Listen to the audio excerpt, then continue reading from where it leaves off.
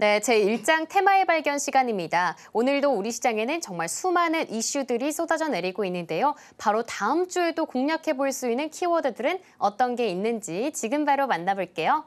네, 전문가님, 예. 다음 주면 이제 빅 이벤트를 앞두고 있습니다. 예. 그만큼 다음 주에 대선도 있고요. 사전 예. 투표는 오늘이 마지막이라고 하더라고요. 예. 그만큼 다음 주 시장이 어떤 난이도를 펼칠지 살짝 난감하기도 한데 다음 주에도 끄떡 없을 그러한 키워드들 있을까요? 예.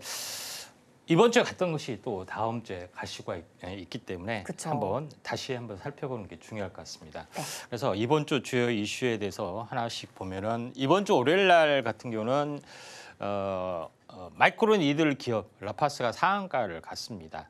비만부터 피부 노화까지 약물 전달체 기술로서의 어떤 하나의 흐름 중에 하나가 이 패치형 형태, 붙이는 이제 파스형 형태의 약물 전달체 기술이죠.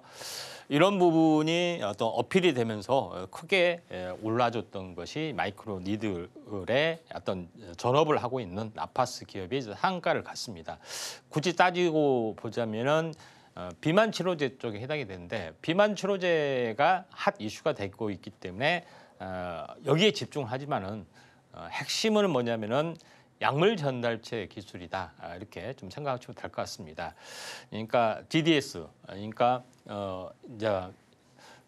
드럭 딜리버리 시스템에서 보통 이제 DDS라고 하는데 경피 약물 전달 기술인 마이크로 어레이, 그러니까 이 마이크로 칩 형태의 그런 부분들의 니들의 어떤 약물에 또 투여되는 것들의 어떤 흐름이 좀 중요한 어떤 이슈를 가지고 있다. 그래서 약물 전달체 기술에 대한 새로운 어떤 종목으로서의 라파스란 종목이 크게 이제 급등을 해줬고 또 상한가를 쳤습니다. 근데 그 이후의 흐름을 봤더니 갭상승에 차익 실현 매물이 나오고 계속해서 빠졌습니다. 근데 제일 중요한 것은 이제 종가로 보면은 장대 양봉의 중심에서 다시 한번 하락에 멈춰주고 양봉이 나왔다는 점에서 다시 이렇게 올라줄 수가 있습니다. 왜 그러냐면은 이때도 한번 보면은 장대 양봉이죠. 상 갔다가 뭐 상한가인지는 모르겠습니다만은 아무튼 장대 양봉의 중심을 지지받고 또 한번 이렇게 올라갔던 전력들이 좀 있기 때문에 라파스의 새로운 어떤 기술적인 트렌드가 한 달 지났더니 이런 형태입니다.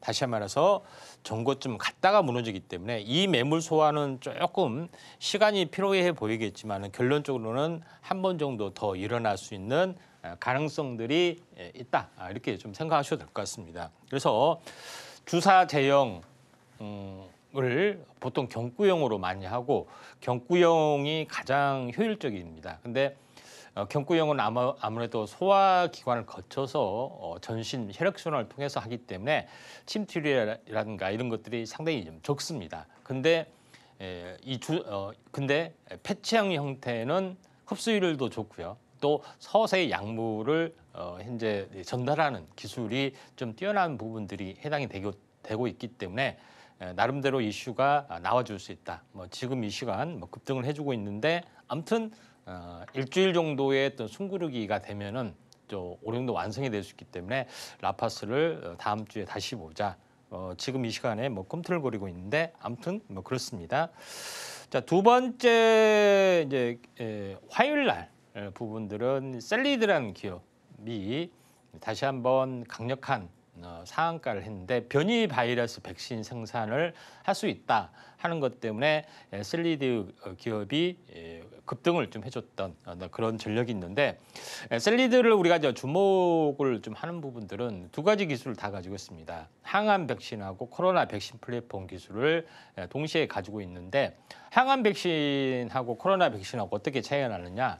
코로나라는 것은 현재 mRNA 백신이죠. 그러니까 코로나의 균을 그대로 짓는 것이 아니라 관련된 코로나 돌기를 만들 수 있는 mRNA를 체내에 흡입을 해서 세포 내에 이제 발현을 하게끔 만드는 거죠.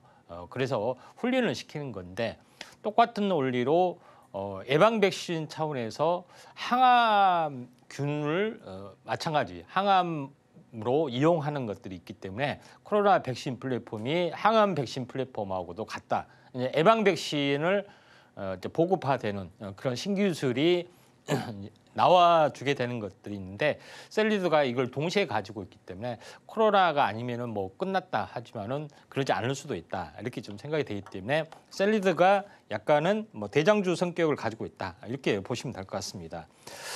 이제 그런 관점에서 제가 지난번에도 언급했고 이번에도 언급을 좀 했죠. 그런 상황이 되는데 이런 두 가지 기술이 있기 때문에 이런 모습인데. 한번 상승했다 조정을 보였다. 다시 한번 상승 조정을 보였죠.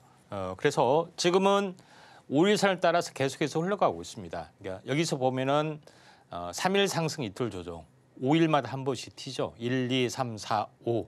만약에 월요일 날 이렇게 무너질 수 있고 월요일 날 다시 한번 올라갈 수 있고 이런 부분입니다. 만약에 월요일 날 다시 한번 올라가는 흐름 또는 동남아시아, 중국을 중심으로 확산세가 좀 더 가속화 된다면은 물론 지역적 유행일 수가 있지만은 전 세계 유행은 아닐 수가 있지만은 또 미국에서 서서히 나타난다, 우리나라에서도 서서히 나타난다, 뭐 조짐들이 있습니다. 그렇게 되면은 또 한 번 이렇게 슈팅이 되면서 주봉상, 적산병 2번, 3번 이렇게 나타날 수 있습니다. 이런 부분이 좀 있죠. 그런 상황이기 때문에 올 여름 그 일시적이든지 어쩌든 간에 또 전 세계적으로 일시적으로 유행만 되더라도 셀리드가 대장주의 성격이기 때문에 다시 한번 치고 올라갈 수 있다 이렇게 보시면 될 것 같습니다. 수요일 날 이제 부분들이 이제 자이그레라는 업체가 급등을 해줬는데 테슬라 급등에 따라 동반 강세에 해당이 되는데 그 중에서 가장 제일 중요한 부분들은 다른 어떤 2차 전지 부분들은 좀 약한 부분들이 있습니다. 근데 자이글이 상한가를 갔던 것은